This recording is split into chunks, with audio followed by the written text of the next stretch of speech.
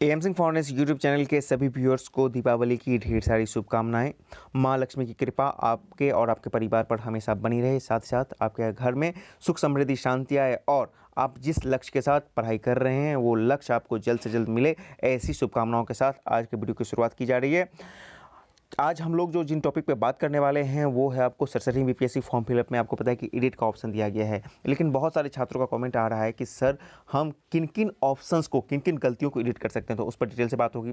साथ साथ first basis inter mains के जितने कैंडिडेट हैं उनके लिए काउंसलिंग का डेट बहुत जल्द घोषित होने वाला है, उस पर बात होगी। और साथ साथ बिहार में नए मतलब कि जो वैकेंसी की बात की जा रही है, नए भर्ती होंगी, उस पर भी बात होगी। तो वीडियो में शुरू से अंत तक बने रहें। सबसे बात कर लेते हैं फटाफट बीएसएससी वालों की। आपको पता है कि बीएसएससी वाले 8 साल 7 साल से इंतजार कर रहे हैं। तो 1218 का जो नया कैंडिडेट का एग्जामिनेशन हुआ था, मेंस एग्जामिनेशन हुआ था, फिर उसके बाद आपको पता है कि उनके पोस्ट मेंस एग्जामिनेशन के बाद कुछ प्रोसेस हैं, उनके लिए डेट जारी किया गया है। फिर काउंसलिंग की बात होगी। सबसे पहले देख लीजिए कि आपको मतलब कि जो मतलब कि 1218 वाले स्टूडेंट है उनका 18/10/2021 को एग्जामिनेशन हुआ था, तो उनका जो टंकन यानी कि टाइपिंग और शॉर्ट हैंड होगा वो होगा आपको 9/11/2021 को होगा, यानी कि 9 नवंबर को होगा इनका टाइपिंग और शॉर्ट हैंड। उसी तरह से आप देख लीजिए जो फॉरेस्ट गार्ड यानी कि वन रक्षी का जो होगा फिजिकल होगा 163 स्टूडेंट का, वो होगा आपको 8/11/2021 को संजय गांधी जैविक उद्यान पटना में होगा। आपको पता है कि यहाँ पर भी पहले वाले जो स्टूडेंट थे उनका भी फॉरेस्ट गार्ड का यहीं पर हुआ था।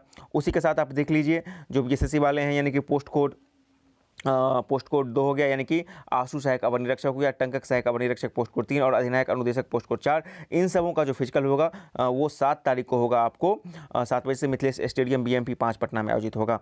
तो इस आधार पर आपने देख लिया कि जो 1218 वाले नए स्टूडेंट का एग्जामिनेशन हुआ था उनका जो प्रोसेस है वो बाकी जो बचा हुआ प्रोसेस है वो 7, 8 और 9 नवंबर 2021 को कंप्लीट कर लिया जाएगा। इन 3 दिनों में इनका करके फिर उनके रिजल्ट को जल्द से जल्द प्रोसेस कर दिया जाएगा। उसके बाद एक साथ समग्र रूप से सारे स्टूडेंट का जो काउंसलिंग लिस्ट है वो जारी किया जाएगा।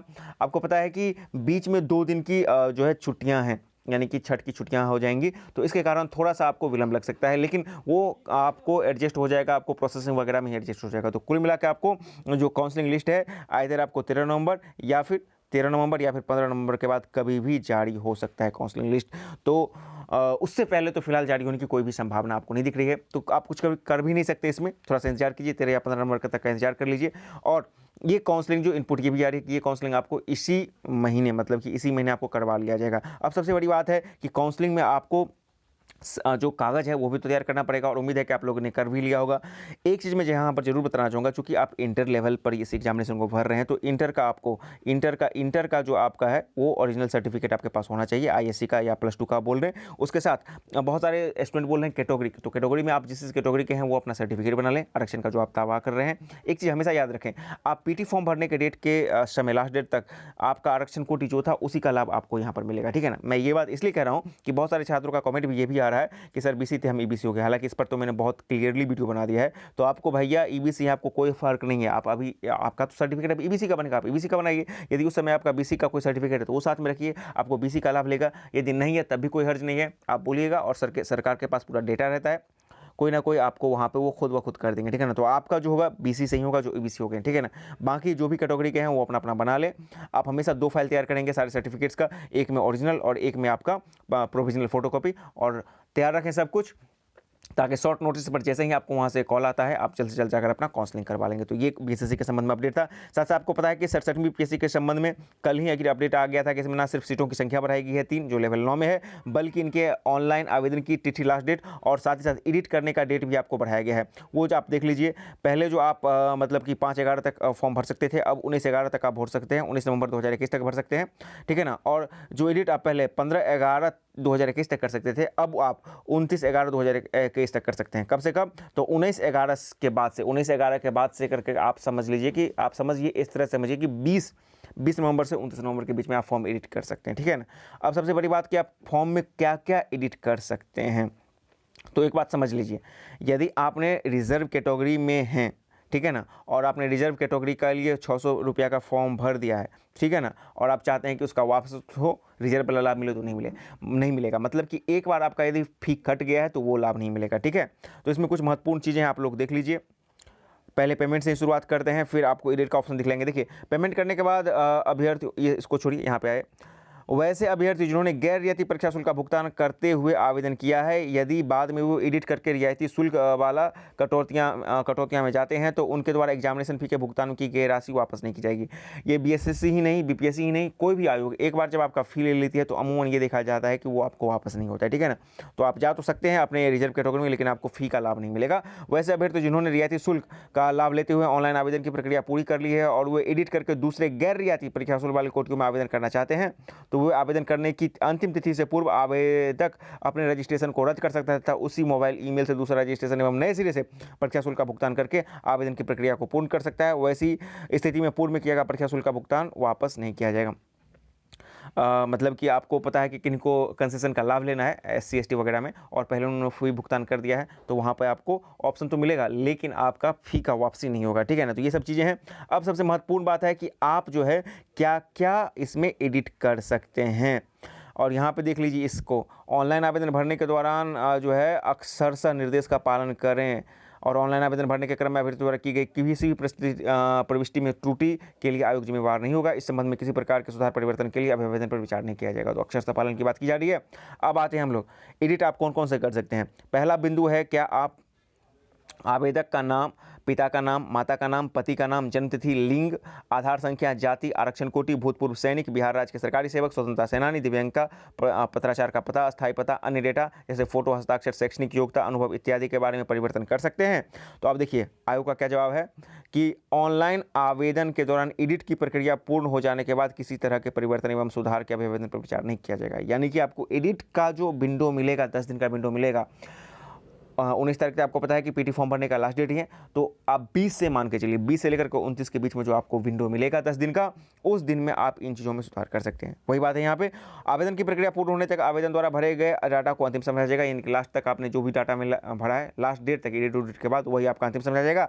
उम्मीदवार द्वारा भरे गए डाटा और उसके द्वारा प्रस्तुत प्रमाण पत्र कागज में कोई भिन्नता आती है तो उनकी उम्मीदवार रद्द कर जाएगी। तो आपने जो भी एडिट किया है, जो भी अंतिम डाटा भरा है, वो काउंसलिंग के समय आपको मैच करना चाहिए, नहीं तो आपका रद्द हो सकता है। अब बहुत सारे स्टूडेंट पूछते हैं कि ऑप्शनल पेपर में सुधार संभव है कि नहीं है संभव।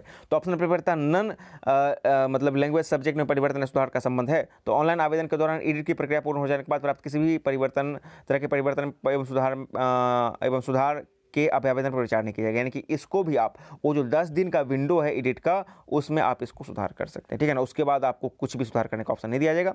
फिर वही बात है कि आपको आवेदन की प्रक्रिया पूर्ण होने तक आवेदन द्वारा भरे गए डाटा अंतिम होंगे और इसके पश्चात प्राप्त ऑप्शनल पेपर या नन लैंग्वेज सब्जेक्ट में परिवर्तन का अनुरोध अमान्य होगा। यानी कि 10 दिन का जो विंडो है एडिट का, उसमें आप इन चीज़ों को कर सकते हैं। यानी कि 10 दिन का जो विंडो मिलेगा, आप नाम, पता, पत्राचार, आधार संख्या, पति का नाम, ये सब कर सकते हैं परिवर्तन। ऑप्शनल सब्जेक्ट में, नॉन लैंग्वेज सब्जेक्ट में परिवर्तन कर सकते हैं, मतलब आपको हिंदी में देना है या इंग्लिश में लिखना है वो भी कर सकते हैं, ऑप्शनल सब्जेक्ट को भी कर सकते हैं, ठीक है।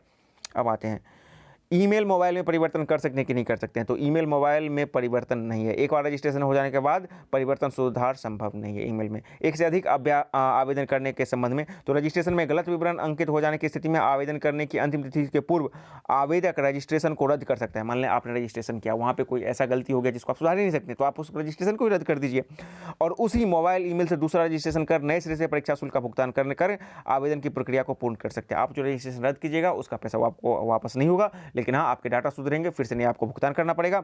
वैसी स्थिति में पूर्व में किया गया परीक्षा शुल्क का भुगतान वापस नहीं किया जाएगा। आवेदन की प्रक्रिया समाप्त होने के पश्चात अगर किसी अभ्यर्थियों को 2 से अधिक आवेदन प्राप्त होता है तो ऐसी स्थिति में उनके सभी आवेदनों को अस्वीकृत करके उनकी अभ्यर्थी रद्द कर दी जाएगी। तो यह है आपको, मतलब किसी भी कंडीशन में आपको 2 रजिस्ट्रेशन नहीं होना चाहिए। यदि आप नया रजिस्ट्रेशन करते हैं तो पुराने वाले को आपको कैंसिल करना पड़ेगा, रद्द करने पड़ेगा, वहाँ से आपको ऑप्शन आता है। तो ये चीज़ हमेशा ध्यान रखिए, ठीक है ना। ये भी करके छोड़ दी, वो भी करके छोड़ दी तो आपको रद्द हो जाएगा, ठीक है।